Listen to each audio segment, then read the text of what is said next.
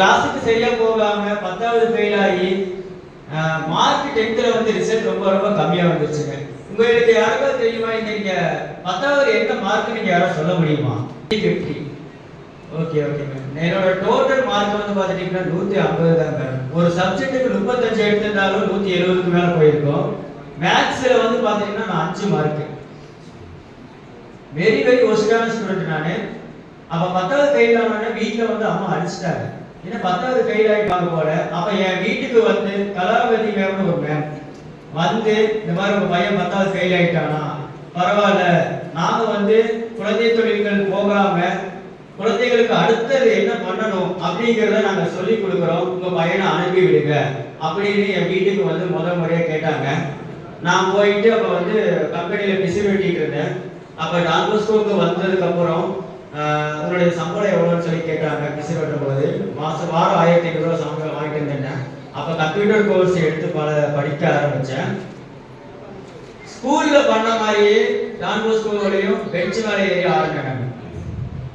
அப்ப வந்து Penney father பார்த்துட்டாரு, என்னுடைய ரூமுக்கு வான்னு சொல்லி கூப்பிட்டாரு. நான் கூட ஐயோ ஃபாதர் அடிக்க போறாரோ, ஸ்கூல்ல இருக்க மாதிரி அடிப்பாங்களோன்னு சொல்லி பயந்துட்டே போனேன். பயந்துட்டு போகும்போது ஃபாதர் வந்து இது மாதிரி பண்ணக்கூடாது கண்ணா, நீ ரொம்ப ரொம்ப டிசிப்ளினா இருக்கணும் அப்படின்னு சொல்லி சொன்ன உடனே எனக்கு ஆச்சரியமாயிடுச்சு. இன்னும் ஸ்கூல்ல வந்து பனிஷ்மெண்ட் பண்ணுவாங்க, இங்க வந்து மன்னிச்சு விடுறாங்க. அப்பதான் நான் செஞ்ச தப்புடைய சில தவறுகளை திருத்திக்கிறதுக்கான நேரம் எனக்கு ஒரு யோசனைகள் வந்துச்சு. ஓ, நம்ம தவறு செஞ்சா மன்னிக்கிறாங்க, நம்ம இனிமே நம்ம தவறு செய்யக்கூடாது. முதல் முற்றுப்புள்ளி அங்கதான் எனக்கு வந்து ஆரம்பிச்சது. அப்புறம் அடுத்தடுத்தபடியா இந்த டெஸ்ட்ல வந்து பார்த்துட்டீங்கன்னா வேலை செய்யறது எல்லாமே இழுத்து அந்த மாணவர்களுக்கு வந்து பார்த்துட்டீங்கன்னா இந்த சாயங்கால டைம் தண்ணி ஊத்துறது, இந்த வேலைகள் எதுவுமே நான் செய்ய மாட்டேன். அப்புறம் ஒவ்வொரு விஷயங்களும் செய்ய ஆரம்பிச்சேன். அப்புறம் உங்க மனசுல ஏதோ ஒரு விஷயம் இருந்தா யாருக்கிட்ட ஷேர் பண்ணணும்னு நினைக்கிறீங்களோ ஒரு ஃபாதர் கிட்டையும் ஒரு டீச்சர்ஸ் கிட்டையும் இதை எழுதி கொடுங்க அப்படின்னு சொல்லி சொன்னாங்க. எனக்கு 2 பேர் சரவணமூர்த்தி சார் கிட்டையும் பென்னி ஃபாதர் கிட்டையும் நான் அந்த இதை எழுதி கொடுத்தேன் சில விஷயங்கள். அப்புறம் நிறைய ஒழுக்கம் முக்கியம். இங்க அன்பு அதிகமா காட்டுறாங்க. ஃபாதர்ஸ் எல்லாருமே அன்பு அதிகமா காட்டுறாங்க.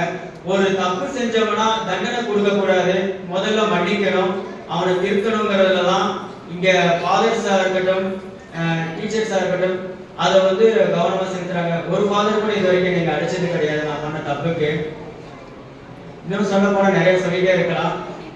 வாழ்க்கையே முடிஞ்சு போயிடுச்சுன்னு நினைச்சு நான் 10வதுல இருக்கும் போது என் வாழ்க்கையில ஒரு ஒளி தீபமா ஏற்றி வச்சது இந்த டான் பாஸ்கோ.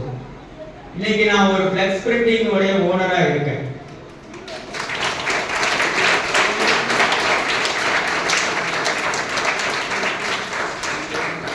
என் வாழ்க்கையில என்ன நடந்தாலும் என்ன சம்பாதிச்சாலும் எல்லாமே வந்து முதல்ல டான் பாஸ்கோ மட்டும்தான் ஈடாகும். அவர் கொடுத்த பிச்சை தான் எனக்கு நான் என்னோட ஃபிளெக்ஸ் பிரிண்டிங். அவர் இன்னைக்கு வந்து அந்த மேம் எங்க வீட்டில் வந்து பேசலைன்னா நான் இன்னைக்கு ஒரு ஃபிளெக்ஸ் பிரிண்டிங் ஓனரா இருப்பேன்னு எனக்கு தெரியாது.